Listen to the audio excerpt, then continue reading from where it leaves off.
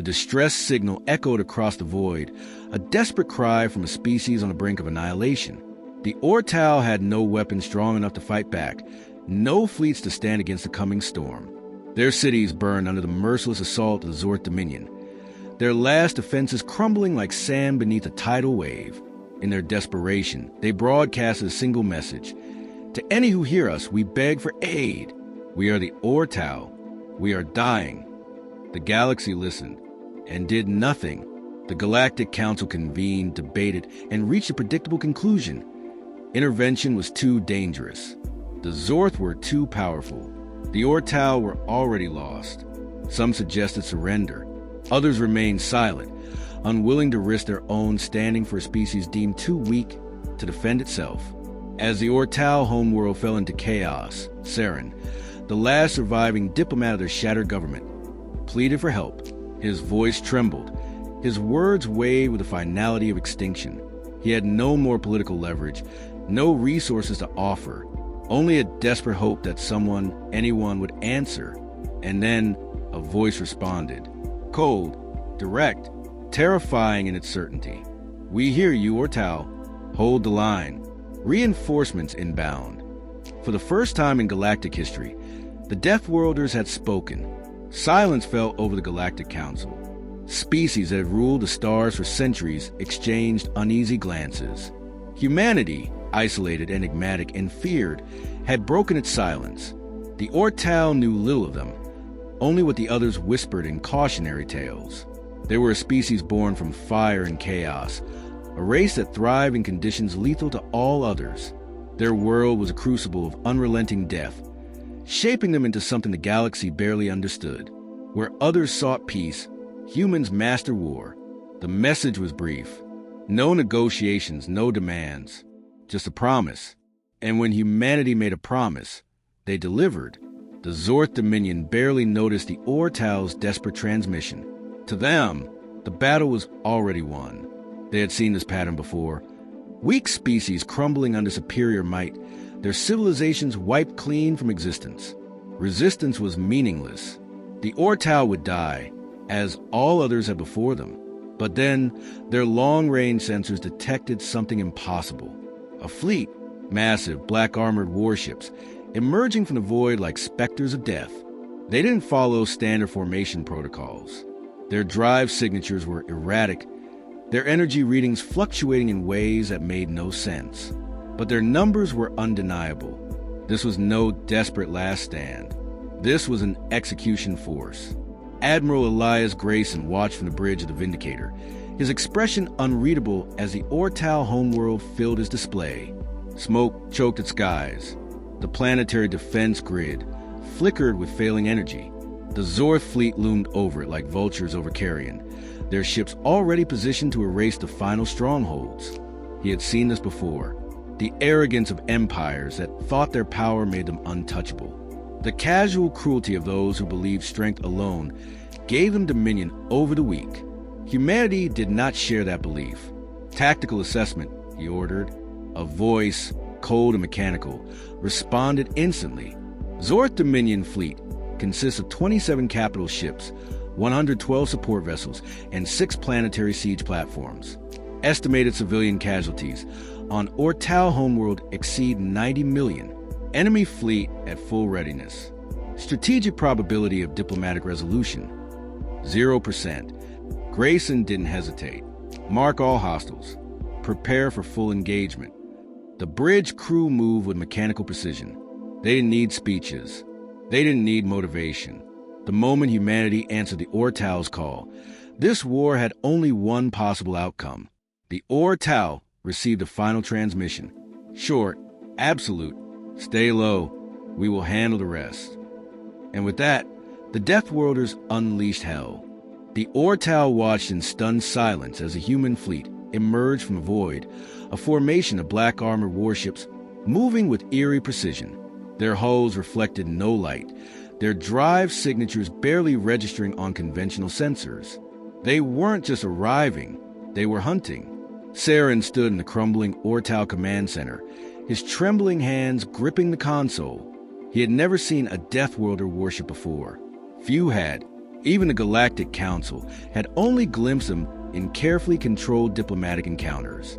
Now, they weren't here for diplomacy. What are they? One of his advisors whispered.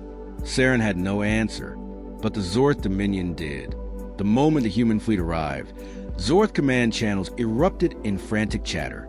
Initial scans showed unfamiliar ship designs, their energy readings erratic and unpredictable. Zorth Fleet Commander, Overlord Zalek, sneered at the reports. Primitive hyperaccelerators, no plasma-based main artillery, hull composition inefficient against quantum lances. This is their rescue force? He barked out a cruel laugh.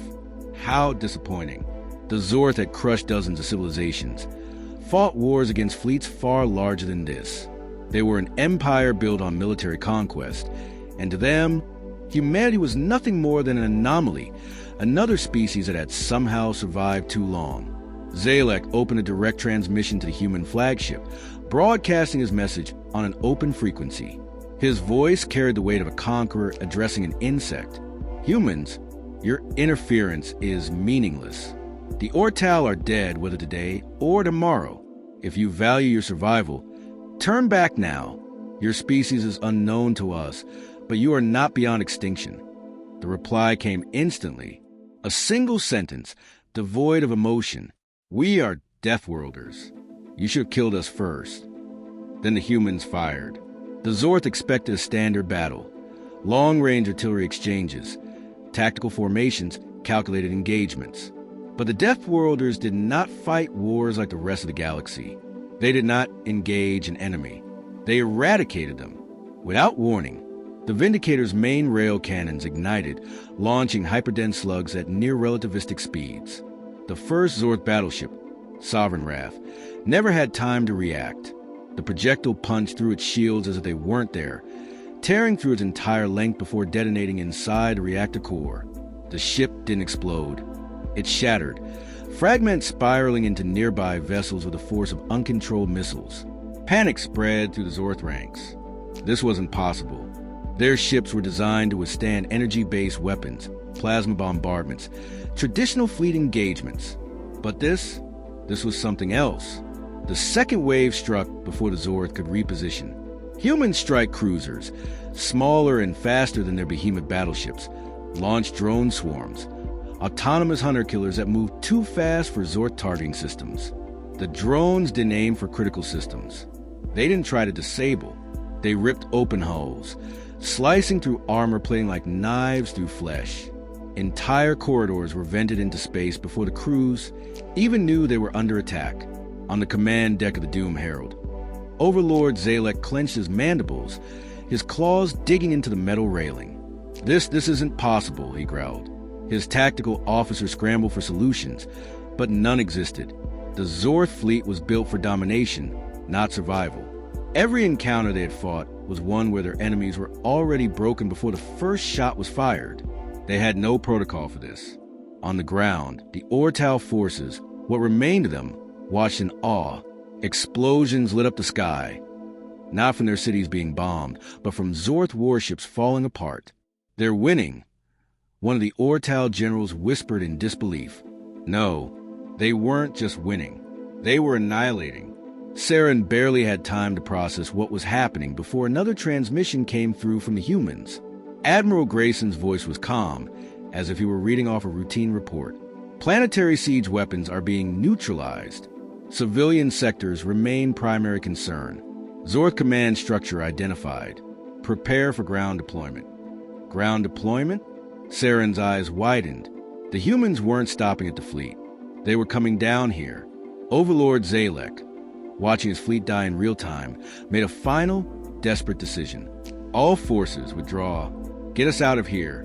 Retreat to the secondary staging ground. He barely finished the order before a human voice cut through his channels. Not a message, not a demand. A warning. You had your chance to run. Too late. Human drop pods ignited in the upper atmosphere, streaking toward the surface like falling stars. The Deathworlders were not just here to rescue. They were here to end this war. The Zorth Dominion had never faced an enemy like this. Their fleets had fallen apart in less than an hour. Their ships designed for intimidation and prolonged conquest, had been reduced to wreckage drifting through space. But the true nightmare was just beginning. The humans weren't content with orbital supremacy. They were coming down. Saren and his remaining command staff huddled in their makeshift bunker, their eyes locked on the tactical display. Hundreds of human drop pods burned through the atmosphere, screaming toward the surface like a storm of fire. "They're actually landing," one of his advisors whispered. "Why? They could just bombard the Zorth from orbit." Saren wasn't sure. Maybe Deathworlders had a different way of waging war. Maybe they needed to see their enemies fall with their own eyes. Or maybe they just preferred to do things up close. The Zorth forces on the ground had barely begun regrouping when the first pods impacted. The Dominion's warriors, towering, heavily armored creatures with natural exoskeleton plating, rushed toward the landing sites, ready to rip apart whatever came out. But they weren't prepared. The first pod hissed open with a pressurized release, and a single human soldier stepped out. His armor was nothing like standard galactic battle gear. No sleek designs, no decorative insignias. Just a matte black exosuit, thick plating reinforced with materials unknown to the Zorth. His visor gave away nothing. The Zorth warrior nearest to him, nearly 9 feet tall and carrying a plasma lance capable of melting through a starship hull, roared and lunged. The human moved faster. A single shot rang out. Not the high-pitched whine of plasma, not the controlled burst of an energy weapon. A kinetic round, supersonic, tearing straight to the Zorth's head, leaving nothing but a ruined crater where its face had been. The Dominion forces hesitated. That was their mistake. Hundreds of pods slammed into ground, and out came the Deathworlders. They didn't fight like the rest of the galaxy. They didn't march in tight formations, didn't rely on drones or automated targeting. They fought like predators. Human shock troopers moved in packs, their weapons barking out rapid, precise death. They fought low, using cover, forcing the Zorth to engage at ground level where their size became a disadvantage. And worst of all, they didn't stop moving. The Zorth were used to crushing resistance within minutes, but the humans pressed forward, absorbing return fire with impossible resilience. Their armor took hits that should have vaporized them, but they just kept coming. And then the real horror began. The human berserkers arrived. A second wave of troops, heavier, bulkier, carrying weapons too large for any other species to wield. They didn't fire from cover. They charged. One Zorth warrior, armed with plasma cannon, turned his weapon toward an advancing human berserker. He barely pulled the trigger before a massive gauntlet closed around his throat, lifting him into the air like a rag doll. The human squeezed. Exoskeleton cracked, then shattered.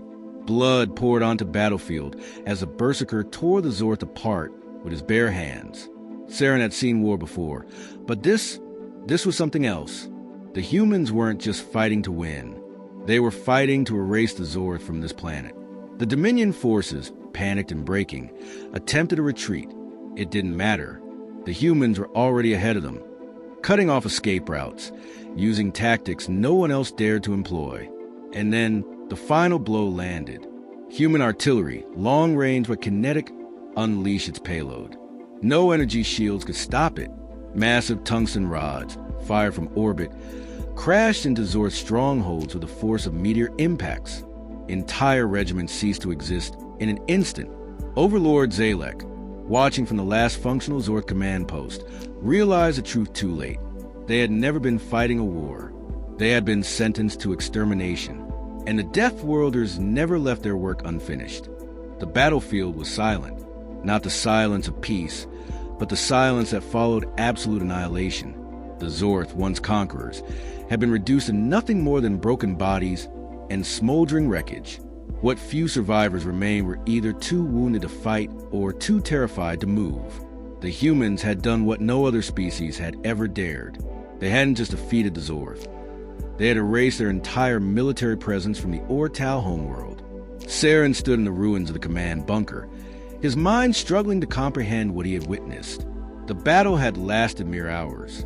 The Zorth had conquered entire planets in days, sometimes weeks. No one had ever turned their war machine into scrap this quickly. A transmission crackled through the remains of the Ortal communications array. Human, direct, Ortal Command, this is Admiral Elias Grayson. Your world is secure. Dominion forces neutralized. Status check on remaining civilian population. Saren's voice nearly failed him. He scrambled to respond, still shaking from the sheer scale of destruction he had witnessed. We are here. Survivors are gathering. I don't know how to thank you. There was a brief pause before the human spoke again. Casualty reports will follow. Medical units inbound to stabilize your people. Ensure no further hostile resistance remains. That was it. No speech, no declarations of victory. The humans treated this like nothing more than a job that needed finishing.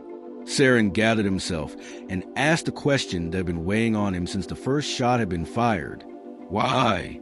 Why did you answer our call? The Galactic Council turned away. They said we weren't worth the risk. Why did you come? Another silence. And then Admiral Grayson replied, because you asked. The Ortal had been dying. No one else had answered. Humanity had. And for them, that was reason enough. Across the ruined battlefield, human soldiers moved with methodical efficiency. They weren't just warriors. They were cleaners, ensuring no Zorth remained, securing medical relief for the wounded, preparing for what came next. The remaining Zorth, those who had survived the orbital assault and the massacre on the ground, attempted to flee. Some ran toward escape craft. Others simply dropped their weapons, surrendering in terror. The humans ignored both. There was no escape, no negotiations, no prisoners. One by one, the final Zorth were hunted down. Some begged for mercy. The humans didn't even acknowledge the words. They ended them with the same cold precision as the rest. The Zorth had shown no mercy when they burned Ortal cities, when they slaughtered families in the streets. The Deathworlders returned the favor. By the time the sun rose over the devastated landscape, not a single Zorth remained alive. Hours later, the Galactic Council finally responded to the events unfolding on the Ortal homeworld. Their transmissions were filled with empty condolences, vague promises of support. But when they requested a direct audience with the human admiral, they received a chilling reply. Intervention was within your power. You chose silence. This war is over. Our business is done. The humans were not interested in diplomacy. They weren't here for politics. They had come, wiped out an empire's forces, and now they were leaving. Saren, watching the last of the human warships lift off into orbit, realized something. The Deathworlders had not come for glory or resources or power. They had come because someone had cried for help. And when the Deathworlders answered, they answered with firepower.